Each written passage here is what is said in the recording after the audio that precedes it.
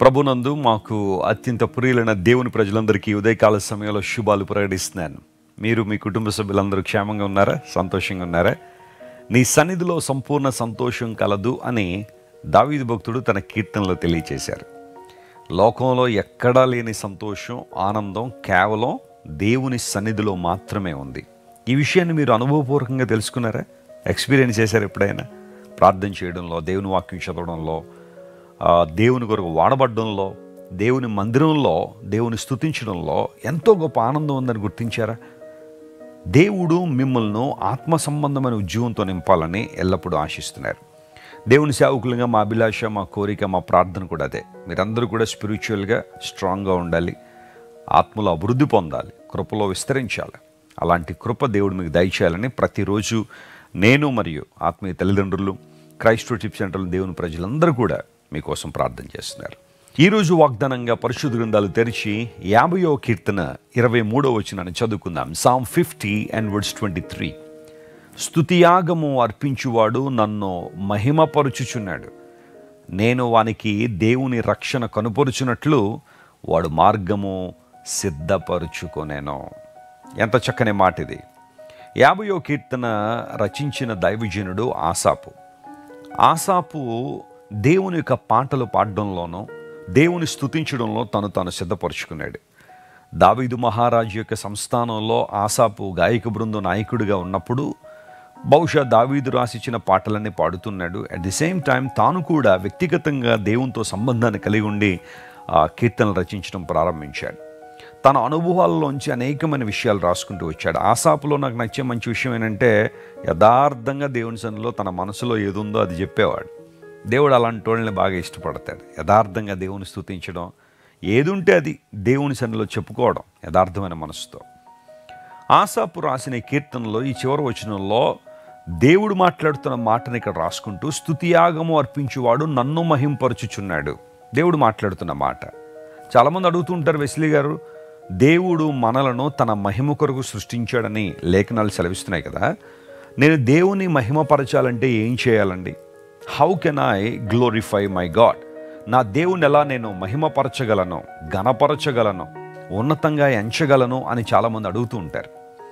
ఆ ప్రశ్నకు ఒక సమాధానం ఈ వచనంలో మనకు కనబడుతుంది. స్తుతియాగము అర్పించువాడు. ప్రపంచంలో చాలా యాగాలు చాలామంది చేస్తూ ఉంటారు. మన భారతదేశంలో కూడా ఎన్నో యాగాలు చేసేవాళ్ళు ఉన్నారు. ప్రతి యాగం వెనకాల ఏదో ఒక ఉద్దేశం, ఇది జరిగితే బాగుంటుంది, ఇది జరగాలని చెప్పి యాగాలు చేస్తూ ఉంటారు. కానీ నేను చెప్పే మాట ఏంటంటే అన్ని యాగాల కన్నా ఉత్తమమైన యాగము స్తుతి యాగము. దేవుని స్తుతించడము, ఆయన ఆరాధించడం, ఆయన ఏమై ఉన్నాడో గుర్తెరిగి ఆయనకు కృతజ్ఞతాస్తుతులు చెల్లించడం. రెండవది, ఆయన మనకు చేస్తున్న మేళ్లను, ఉపకారాలను మరిచిపోకుండా అనుక్షణము కూడా కృతజ్ఞులమై దేవుని స్తుతించడం. ఇది ఎంత అద్భుతమైన అంశం. చాలామందికి స్తుతి చేయడం రావట్లేదు, చాలామందికి ఆరాధించడం తెలియట్లేదు ఈ రోజుల్లో. ఆరాధించు, స్తుతించు అంటే ఎందుకండి, నేనేమని స్తుతించాలండి, నా దేవుడు నాకు ఏమి ఇచ్చాడని స్తుతించాలని చాలామంది నిరుత్సాహాన్ని వెల్లడి చేస్తుంటారు. దేవుడు సమస్తాన్ని నీకు అనుగ్రహించారు. దేవుడు నీకు అనుగ్రహించిన రక్షణను బట్టి నువ్వు దేవుని స్తుతించాలి. ఆయన నీకు ఇచ్చిన విశ్వాసాన్ని బట్టి నువ్వు దేవుని స్తుతించాలి. భౌతికంగా ఇంతవరకు దేవుడు నీ జీవితంలో చేసిన ఎన్నో మేళ్ళు, ఎన్నో ఉపకారాలను బట్టి నువ్వు ప్రభువుని స్తుతించాలి. సజీవులే కదా నిన్ను స్తుతించదురనే మాట లేఖనాల్లో ఉంది. నీలో ఇంకా జీవం ఉంది అంటే అది కేవలం దేవుని కృపే. ఆరాధించు, స్తుతించు. నువ్వు ఎప్పుడైతే స్తుతి యాగమును అర్పిస్తున్నావో నువ్వు దేవుని మహింపరుస్తున్నావు. దేవుడు సంతోషిస్తాడు నిన్ను బట్టి, ఆయన ఆనందిస్తారు. దేవుణ్ణి సంతోషపరచగలిగితే, ఆయన ఆనందపరచగలిగితే అంతకన్నా ఆశీర్వాదం ఏముంది? దేవుడు తన దీవెనలు నీ మీద కృమ్మరించే దేవుడు ఆయన. ప్రైజ్ ది లార్డ్, హల్లెలూయా. ఈరోజు నీకు ఏది అవసరమో, దేనికోసం నువ్వు ప్రార్థిస్తున్నావో, ఏ అద్భుతాలు జరగాలని దేవుని వైపు చూస్తున్నావో, పరిశుద్ధాత్మ దేవుని యొక్క నడిపింపు కొరకు నువ్వు కనిపెడుతున్నావో, దేవుడు బలమైన కార్యాలు నీ జీవితంలో జరిగించి నీ హృదయ వాంఛను నెరవేర్చే దేవుడు ఆయన. ఉద్యోగ విషయంలో తీవ్రంగా కలవరపడుతున్నావా? వివాహ విషయంలో తీవ్రంగా కలత చెందుతున్నావా?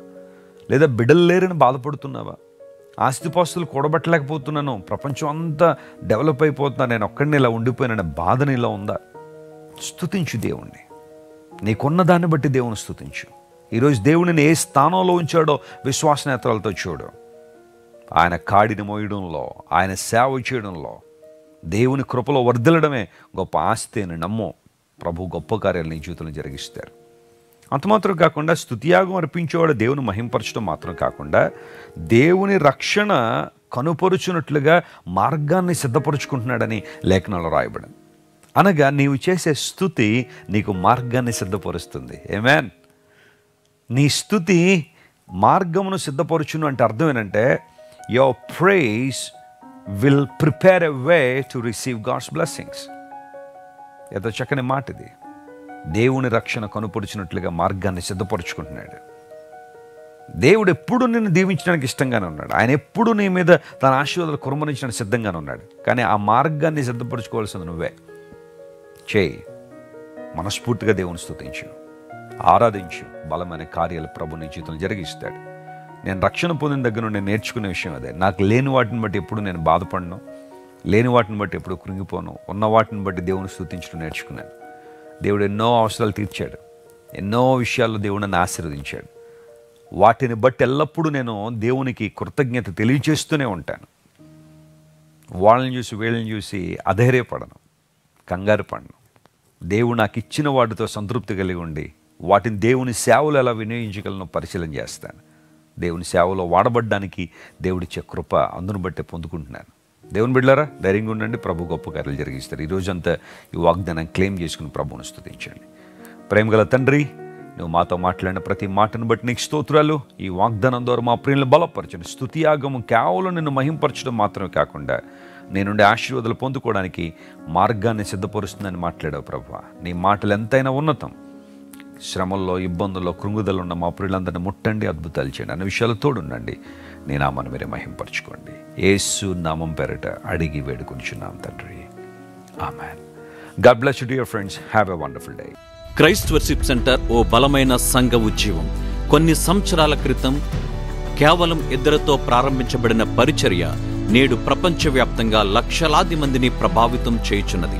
రాజమండ్రి, సికింద్రాబాద్, బెంగళూరు, చెన్నై, నెల్లూరు, దుబాయ్, బహ్రైన్, కరీంనగర్, విశాఖపట్నం, గద్వాల్, కొవ్వూరు, మలకపల్లి, శ్రీలంక, భూటాన్, అడ్డతీగల, పాలమూరు, మచిలీపట్నం, ఇందిరానగర్లతో పాటు అనేక గ్రామాల్లో క్రైస్ట్ వర్షిప్ సెంటర్ ఆరాధనలు జరుగుచున్నవి. వాక్య సంబంధమైన ఉద్యమంలో, పరిశుద్ధాత్మ సంరక్షణలో కొనసాగాలనుకునే ప్రతి ఒక్కరికి మా ప్రేమపూర్వక ఆహ్వానాన్ని అందిస్తున్నాము. రండి, ఆత్మతో సత్యముతో ప్రభువైన యేసు క్రీస్తును ఆరాధిద్దాం. మీరు ఇంతవరకు విన్న దైవ సందేశం మరియు దేవుని సేవకులు చేసిన ప్రార్థన మీకు ఆశీర్వాదకరముగా ఉన్నదని విశ్వసించుచున్నాము. ఈ సందేశాన్ని మీ స్నేహితులకు, బంధువులకు షేర్ చేయండి. మీకు ఏదైనా ప్రార్థన అవసరత ఉన్నచో మా ఫోన్ నంబర్లకు కాల్ చేయండి. దేవుడు మిమ్మల్ని ప్రేరేపిస్తే విశ్వాసంతో సాగుచున్న ఈ పరిచర్యను ప్రోత్సహించండి. మరిన్ని వర్తమానాలు, పాటలు వినుటకు జాన్ వెస్లీ మినిస్ట్రీస్ అను మా యూట్యూబ్ ఛానల్ను సబ్స్క్రైబ్ చేసుకొనండి. ప్రభువైన యేసుక్రీస్తు కృప మీకు తోడైండును గాక.